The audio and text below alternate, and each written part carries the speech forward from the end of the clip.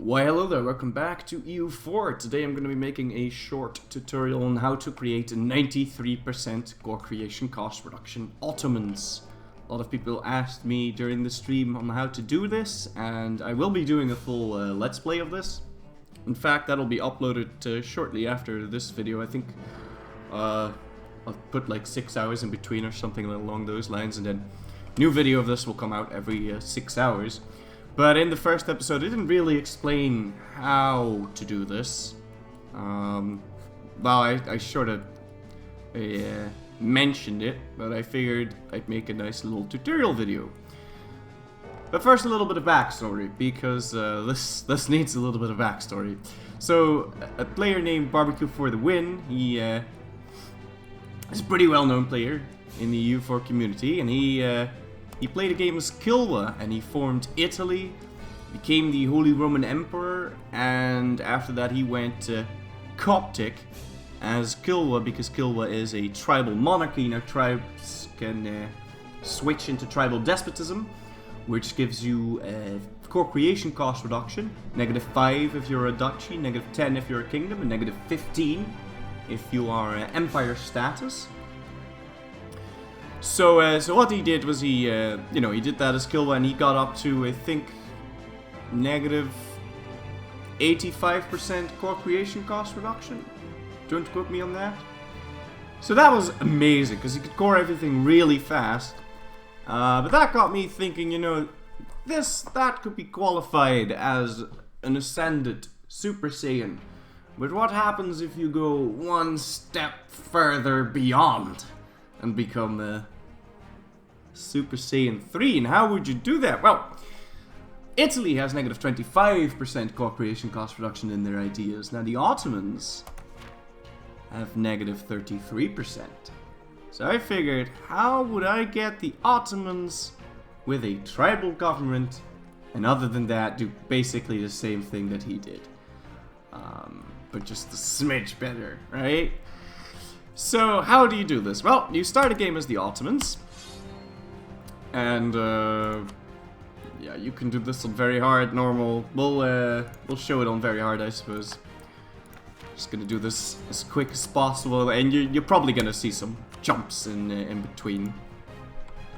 Just gonna call this a tutorial. There we go. These days, okay, here we go. So the first thing what you're gonna do is you're going to want to make sure that you tech up, right? So what you're going to do is you're going to ask these nice people for all sorts of points. So let's do just that. I'd like a generalship, demand them for points, like an inquisitor. Potentially give these people some nice bits of land. And I'd like to do the same with the merchants.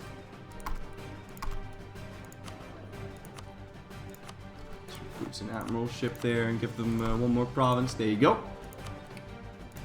Demand some points there. And we're gonna get the best advisors possible. Now, in order to get tribal government, what we need to do is we need to full annex Circassia and release them as a vassal. And then play as Circassia. But before we do that, we need to screw up the Ottomans so that we can do the same thing to the Ottomans later. So we need to make sure that the Ottomans are really weak. So the first thing we're going to do is we're going to delete all of these forts. Now another very important thing that we have to do is we need to go Orthodox whilst still being the Ottomans. This is important because we need to ditch this Ottoman government. Otherwise, we can't transfer Circassia's tribal federation over to the Ottomans. We need to make sure that we lose Ottoman government. Now you can do that by going Orthodox, because if you go Orthodox, you'll get an event saying something like, oh well, since you're no longer a Sunni, you lost your Ottoman government type and you're now going to be a what's the standard thing? Feudal monarchy. I think you become a despotic monarchy. There you go. So, but first thing you need to do is you need to kill yourself. And you want to do that in a particular way, because you don't want to lose all of your cores as the Ottomans. that would slow you down needlessly. So what we need to do is we need to get our navy into the Eastern Black Sea and fabricate a claim on Circassia, so we can dial those. Now, thankfully, we do have CBs on our neighbors, and we're going to want to kill them. Now, the reason you want to give up your land, because we're going to give up our land to these people, the reason you want to do that in a war is because that will let you keep your cores. If I just use the return province button, I lose my cores, and I can't just release vassals, because that's problematic considering Circassia will inherit those the moment we play as them. So, you get some troops, and you get yourself on the border with Dolkatir and Kandar, and then you declare that war.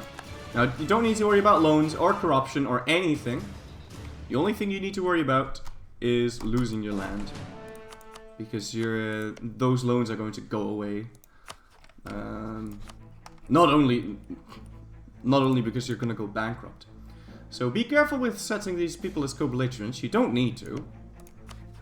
So let's just declare this war. In fact, I'm going to split these up. Those provinces. What you also want to do is you want to ditch this. That land.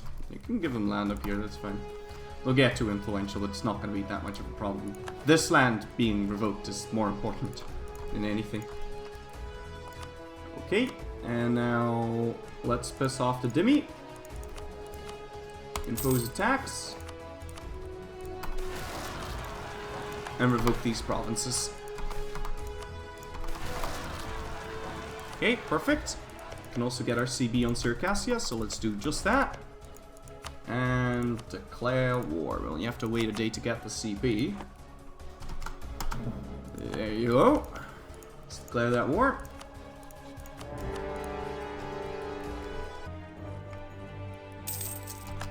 Okay, we got Circassia. We can full annex him. You want to do that, otherwise he's going to get war exhaustion up the BJJ.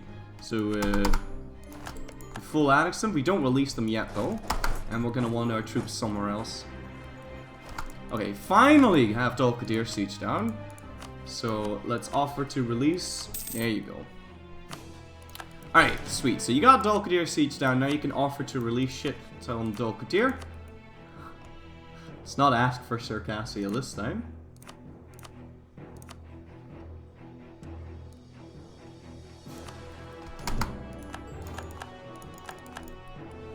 And then we'll peace out Kandar. Give him Kanik, return Hamid, and release Saruman.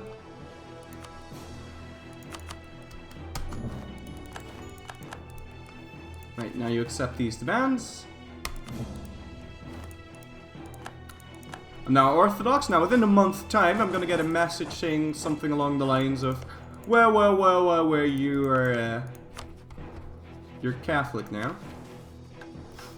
I mean, you lost your government type. So let's get a CB on Byzantium. Because I still need to ditch this land. Just for the better. With polygamy no longer allowed due to our religion, we can no longer have a harem for our ruler. So that changes your government type. And what you now need to do is you need to go declare war on these. But maybe we could, like, break alliance. I need positive prestige. Okay. Well, I think you can just dial this. It's fine. So I'll just take Constantinople. I don't think you actually need to win to be able to peace out here. Alright, so let's give that away and revoke this from the clergy. So, Byzantium, how about I give you this? Okay? That's fine. Wait, now we ditch this by just releasing Bulgaria. You could declare war on somebody else and give up this land in a peace deal, and then, yeah, you'll be fine, but we're just going to return these provinces to Bulgaria. We lose our cores, but I mean, if it's fine. It's fine, just do that. Perfect. It's problematic to lose this in a peace deal. It's a little bit iffy. Okay, so now what do? Well, now you need to go bankrupt, so... Let's get rid of our navy first and foremost, because that's going to be a problem otherwise. By the end of the... Yeah, okay, we're bankrupt. And there was nothing I could spend my points on. So let's get rid of the rest of our troops. So we're now bankrupt Ottomans with a despotic monarchy. But of course we don't want to be bankrupt Ottomans with a despotic monarchy. So what we're going to do is we're going to release a subject called Circassia. We're going to play as that release subject. And now we're immediately going to... well, the first thing you need to do after you're now Circassia is statify this. And assign some provinces over to the states. So that you can do this and that. And this, that, that, and that. So now I've got some points to work with. And, but you could ask for dip points, but you'd have to boost this up quite a bit. So, the first thing you have to do now is declare war on the Ottomans. If you don't, they're going to get allies. So you have to declare this war straight away. But take loans first. At least some loans. Alright, so declare this war. That screws up your stab. So you have to stab up. And you want to hire mercs immediately now. If you don't hire mercs immediately, you're going to get into a problem, and that is these guys are going to dow you, and you won't have anything to defend because they will dow you almost instantaneously. So you need to go grab that. I'd also want to set my merchants, so let's collect from trade. Be willing to sign a royal marriage real quick. Okay, you would. That should give me enough to ask access. Let's see if we can't get a guy with some siege. There you go. To raise war taxes and debase a little more.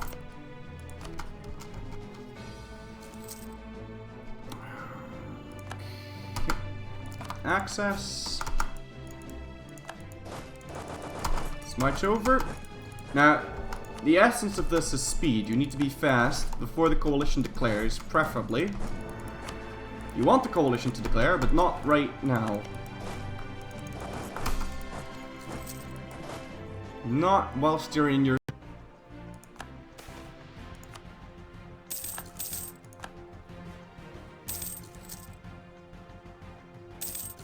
Come on.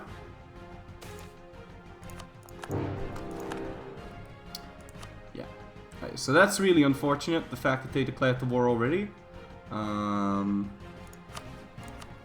But it doesn't matter that much because you can just give them money in war rep.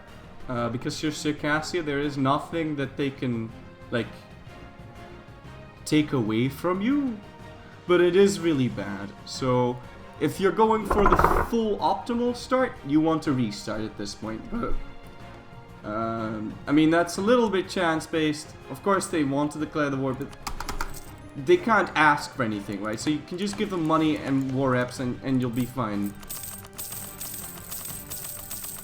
Back, right? So you take that out, and then you full annex the Ottomans. You have to ask for your independence first, and then you can full annex the Ottomans. It's gonna give you even more aggressive expansion, and therefore more potential coalition members. So you do that, and then you release the Ottomans, and you play as the released subject. Boom. So you're now the Ottomans, with -3 stab, lots of negative prestige, negative legitimacy, and you're a vassal of Circassia. But Circassia, in its, you know, wanting to declare war on the Ottomans whilst they were still had a truce, that they have a lot of aggressive expansion. So there's going to be a coalition forming against Circassia, and they'll ask for the Ottoman independence, which is us now. Now the reason for doing this is because now we're a Malachite, which means we could switch into tribal despotism. You don't want to do that straight away, because tribal federation's really good. 10% force limit, 10% manpower modifier. But you do want to eventually switch into that and become emperor. So this is the easy part. This is step 1. You're still bankrupt now, and because you're bankrupt for another 9 years. Because the Byzantium declared war on Circassia, they have a truce with Circassia, but they don't with you. So the moment you get your independence, Byzantium will declare war on you. Now, thankfully, you can just offer to give up your cores on his land, and he'd want that. So that's good, but it's also pretty bad. So. Because, you know, he's going to declare you're probably going to need to take a couple loans because you're bankrupt, so you can't fight back. So that's a little unfortunate, but, you know. So basically you wait now, Circassia is going to get declared upon. If the Golden Horde or Crimea declares war on them, they'll vassalize them, or they'll full annex them, but I don't think they want to full annex them. I don't think they do that. No, they'll just vassalize them, and if they get vassalized, then... people will declare... I mean, you'll get your independence if they get vassalized. But it looks... Okay, so the coalition declared war. Circassia will end their overlordship over the Ottomans. So we are going to need to peace out Crimea now and offer to give them what they want. Which is probably just money. That's a lot of freaking money. So what you can do to prevent giving them that much is by just doing this.